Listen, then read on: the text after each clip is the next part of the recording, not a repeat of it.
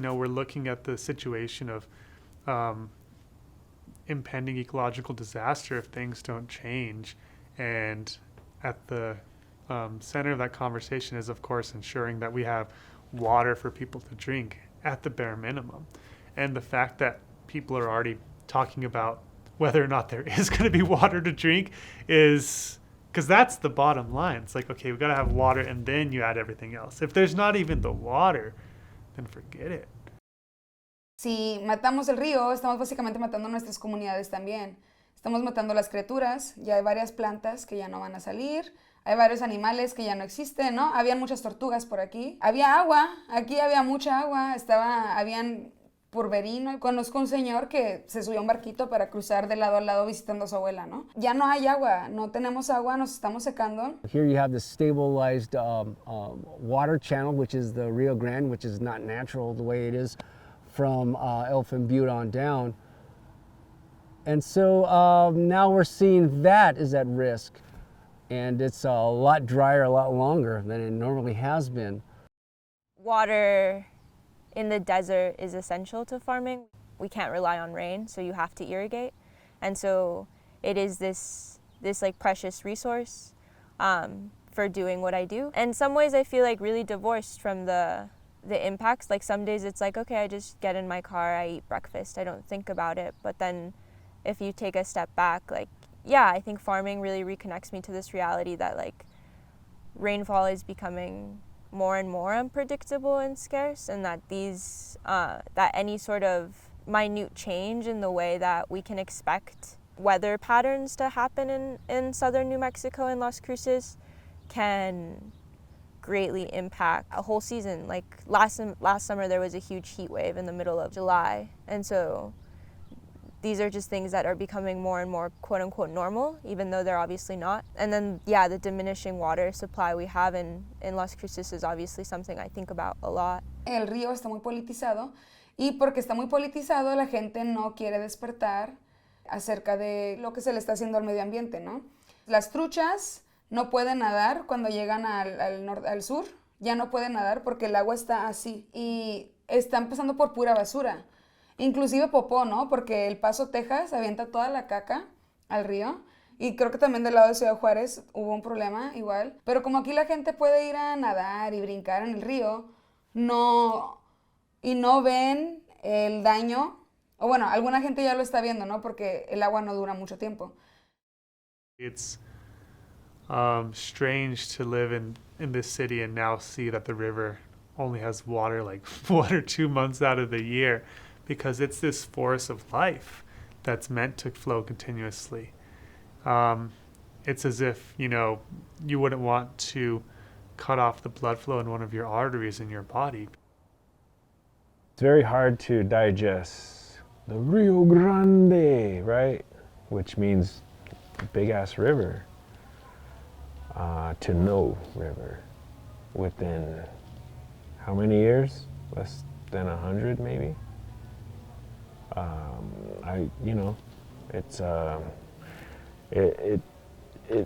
It should be a problem to everyone, especially living here in the desert. If we have less and less water, how's it going to be distributed? And is it going to be fair? Is it going to be distributed equally so everybody has access to good, clean water? And those are the kinds of things they're worried about. There's been this idea of water as a commodity as opposed to a very precious resource. We got to get out, and we're taking a look at my class, we've got to get out of that frame of mind. And apparently the research they've been doing in New Mexico has kind of been late in the game of how we're going to deal with this. We need a lot more information, because you got to have really clear data to find out, okay, this is where we're at, so what are we going to do about it?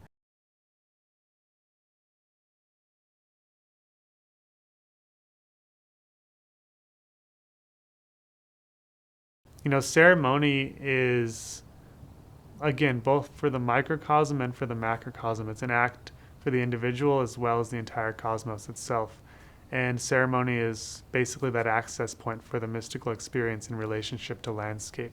When we look at how our ceremonies are extension of our ecosystems, what we're doing is taking our ability as interpretive human beings with the use of language and artistic expression and movement, and putting that all together in ceremonial form to tell the story of us as people and our responsibility in the ecosystem that is descended from the geographic shape of the ecosystem. We name them based on not only their geographic reality, but also the literal verbing relationship we have with those sites or those places. And it's an interdimensional relationship. It's in this present reality, and it's also in a reality beyond this one.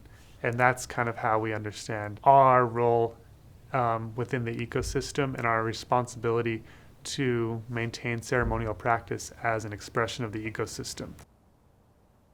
As human beings, we follow the waterways. And I think that's part of the law of cohesion with water. Water is a cohesive element. And so we understand that in our ceremonial practice, because when we enact our dances, what we're essentially doing is communicating our water with the water of the earth and the water of the sky. And so as beings of water, we're basically making ourselves conductive conduits, because when you pour water on one side of a dish, water on another side of a dish, they will come together through that law of cohesion. And so when you need water from the sky to meet water within the earth, the meeting point is within us. And that's where ceremony happens.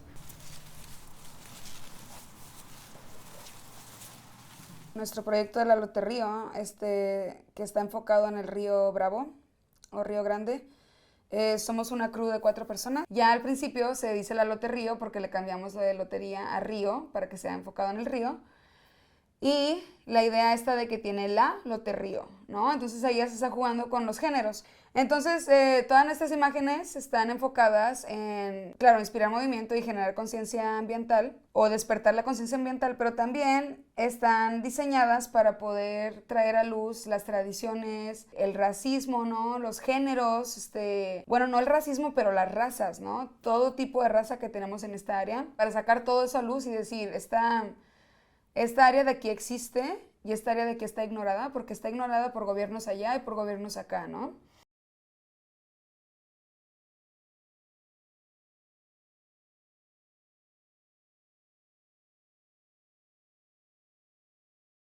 And I come from the Diné and Walatoa peoples, which you may know as Navajo and Jemez Pueblo, up northern New Mexico on the res, and then in Farmington and you know what we call border towns up there.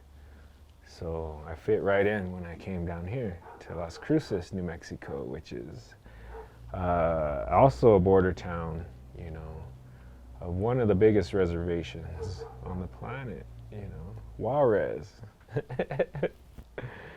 And that's the closest I've been to home since moving down here. Going through the place names of the landscape, you'll see how the spiritual language is imbued within the nomenclature of place, because that's how we know who we are and where we're from and how to proceed forward.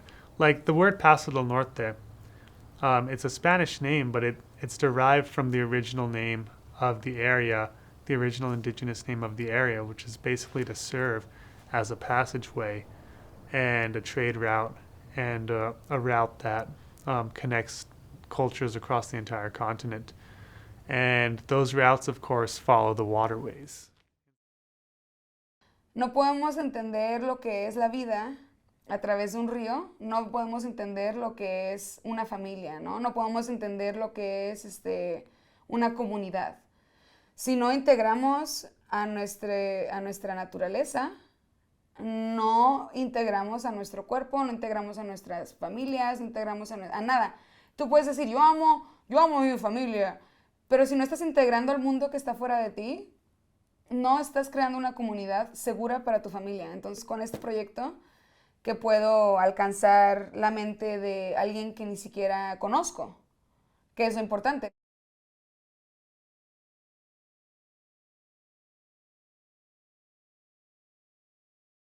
I entered the world of environmental justice, social justice, and any kind of movement, right, that is for the good through community, right? And what real community is, I found it through hip hop, through graffiti art, just the freestyle life of, practicing.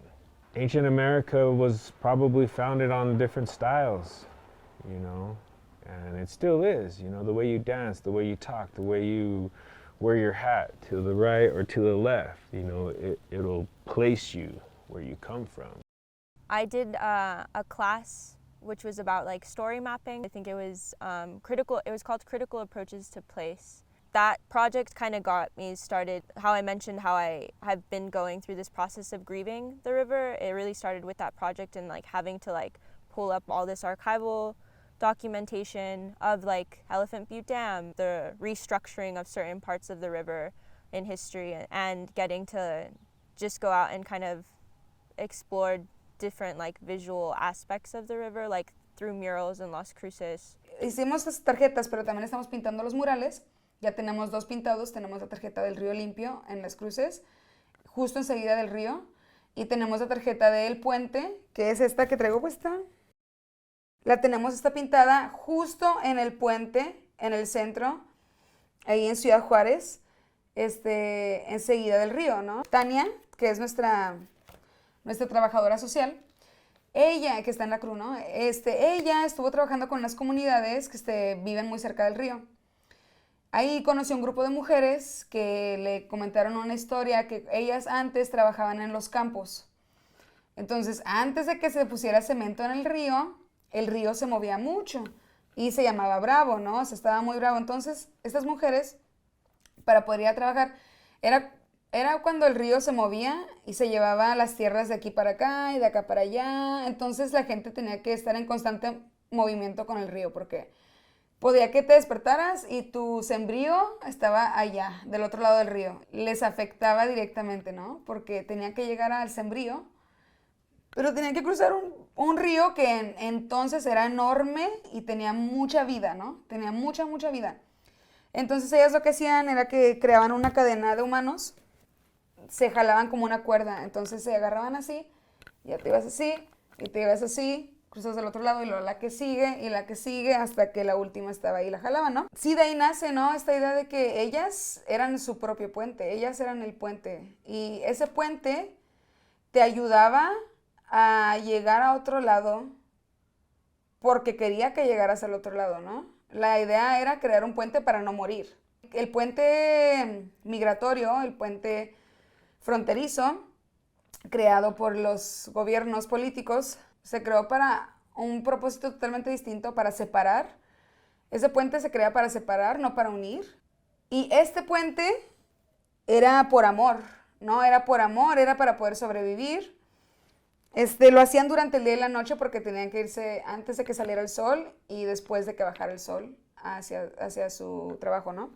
Entonces sí, esta fue la tarjeta que pintamos en el puente también. Ahí junto a otros murales que están súper hermosos también. Y todos los mensajes en esa área son políticos, ¿no? I was approached by some of my hip-hop community and tribal community that went more the social justice route. And they wanted to start a campaign about the water rights that the Navajo Nation is entitled to in the state of Arizona, New Mexico, Colorado, and Utah. The rivers that run through the res are all within our rights. The state, the federal, everybody was proposing was, hey, Navajo people, we'll get your grandma the sink she deserves and the toilet she's always wanted. And then you sign off your rights forever. 50 times in this 400 and some odd page document was the term forever, and we were fixing to lose our water rights. Anyway, we had to sit down and think of, well, what message should we put up that will kind of brand this campaign of getting people to think about water And as a graffiti writer, you don't want to write a whole sentence out on a wall. Let's paint a mural that will get people to go to these meetings and hear what's going on with our water. So water is life. Our tribe migrated back from the Paso del Norte area to Las Cruces when the plots of land in the Doña Ana Ben colony grant were opened. And it's one of the oldest houses in Las Cruces here in what they call the Mesquite Historic District. We received this land here in this neighborhood to establish our tribal community. We recently made a zine about the Mesquite Historic District, and it brought together a bunch of different visual artists, so like illustrators and photographers, and I wrote some pieces for it, and there was also like a playlist and almost like a critical essay. So all these different kinds of formats about thinking about Mesquite and how we relate to it, and it was really interesting to see all these different perspectives on side by side in these pages of this scene, because I think it gets to the idea that like we can collaborate across difference, and that can help us see things in a completely different way. I think the river might come up a lot for some people. The mountains and the river are kind of these two big entities of what make this place this place.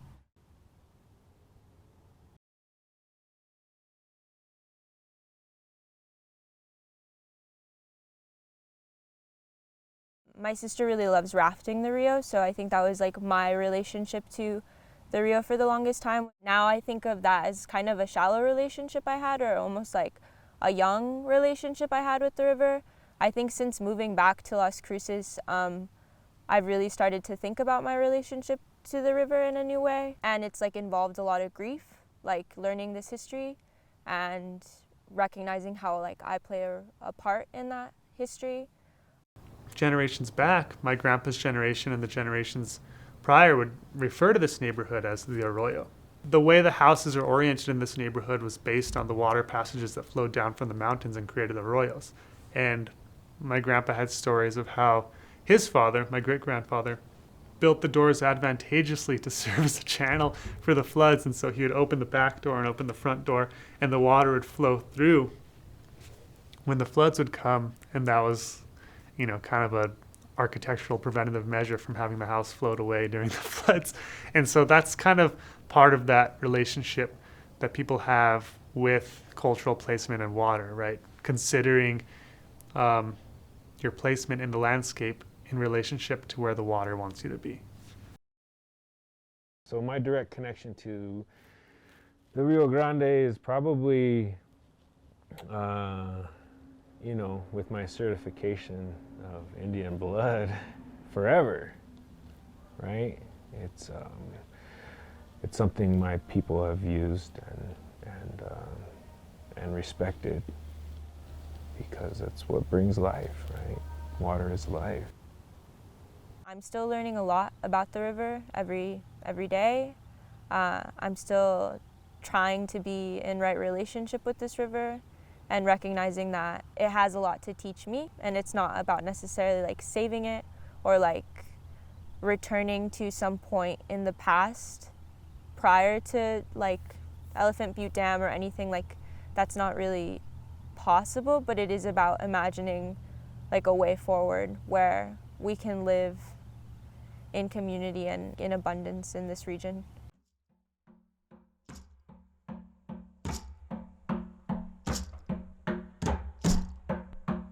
I see you, beautiful one, farthest in miles, show your face like the sun. I see you, innocent one, no shame, no woe.